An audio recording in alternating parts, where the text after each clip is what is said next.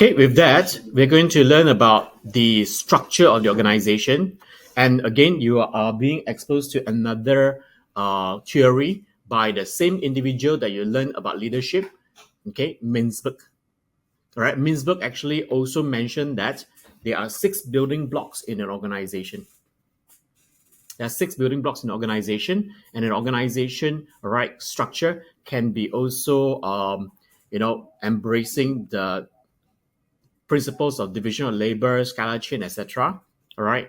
And then from there on, okay, organizations are no longer so rigid. Of course, they will need to be more flexible. That's why they are multi-skilled team and flexibility. All right. And how do we actually know the structure of the organization? We can use the organization structure, organization chart, right, to be able to see who is managing who. So now I'm going to jump a little bit in this particular section because actually, the principles of organization structure started off by the person called Henry Fayol. All right. So he is the father of the organization's structure. All right. But then later, the modern organizations are no longer structured like what the Henry Fayol says. Okay. So then the next thing is we will see Mintzberg introducing the 6 building blocks. Okay. In your textbook, you'll be happy to know that Henry Fayol's name is no longer in there. Right? So you don't have to remember another name. Okay, but you need to remember their principles. Okay, so I'm going to explain to you the principles now. So we're going to jump a little bit, all right, to the principles, okay, of how an organization actually created the hierarchy. So this particular set of principles, right, by Henry Fayol is actually a total of 14 principles. But I think your textbook actually only shows you 1, 2, 3, 4, 5, 6, 7 principles. Okay, and this was done in the 1900s, the year 1900s, and at that time they started off the Industrial Revolution, and that's where there were a lot of factories making a lot of machinery, especially weapons. All right, for their World War One and then going on to World War Two. So the factories were actually designed there. Okay, so what were the principles? Now, first of all, okay, we have to have someone right at the top. All right, that will actually create what we call the unity of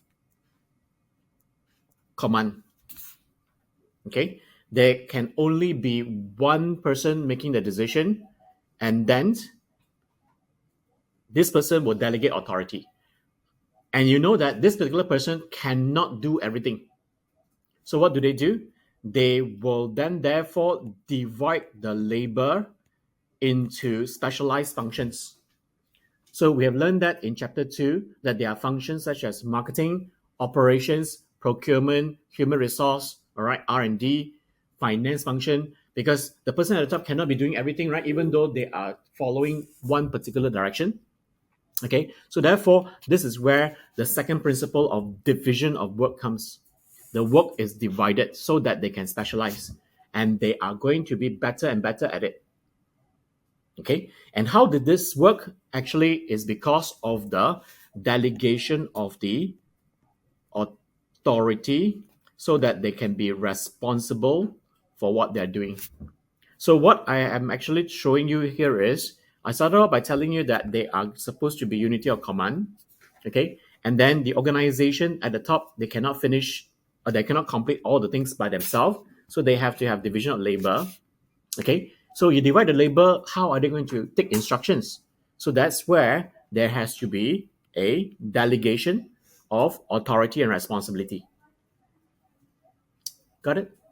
So these 3 principles created this pyramid shape, and it goes on and on. All right. And with that, that's where you see it is like a chain. It is like a chain. So this is where the 4th principle comes in. We call it the scalar chain, from the top to the bottom. So we know that Mr. A and B is managed by Mr. C, and Mr. C is managed by Mr. D. So there is a chain of the line managers that you can follow through to know who is responsible for you and who is going to be making you accountable.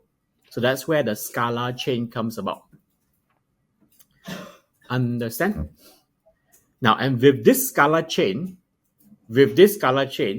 together with unity of command, you'll notice that everybody will therefore listen to one direction. Everybody will therefore listen to one direction. Okay? Because the organization is not organized like this, whereby there are two bosses managing one individual. Okay? So there is unity of command and unity of direction towards the direction of the boss at the top. Okay? So, and with all this, how do we ensure that people follow instructions? We have to be fair to them. That's the sixth principle. We have to be fair to them. Otherwise, they won't be interested to do the work. Make sense? Okay. So now, then the last principle number 7, you notice that all the decisions are, of course, made at the top, isn't it? So therefore, there is centralization. The decisions are made at the top. Every decision is made at the top. That's centralization. However, look at this.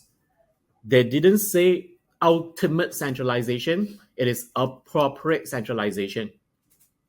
So therefore, that means the people at the bottom can still make some decisions, but not ultimately, all right, that they will make all, because there will still be decisions taken at the top, and majority of it is still taken by the top, because there is unity of command, there's unity of direction, hence therefore, all right, decisions are made at the top, okay, and that will work. So this is how factories, big organizations, government organizations, all right, have created this particular structure because of these 7 principles. Understand? So don't memorize the principles per se only. Think about how they all complement each other and how they're all linked up together.